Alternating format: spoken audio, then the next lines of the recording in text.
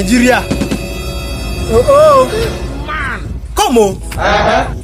No be saying that this old man will not be my problem. Huh? Now men no go they sleep one day.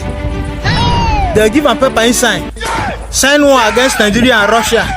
They go kill everybody for Nigeria. Huh? Like this now, men no go there, they go to sleep. Oh. Maybe Baladu and Nigeria blue. Goodbye.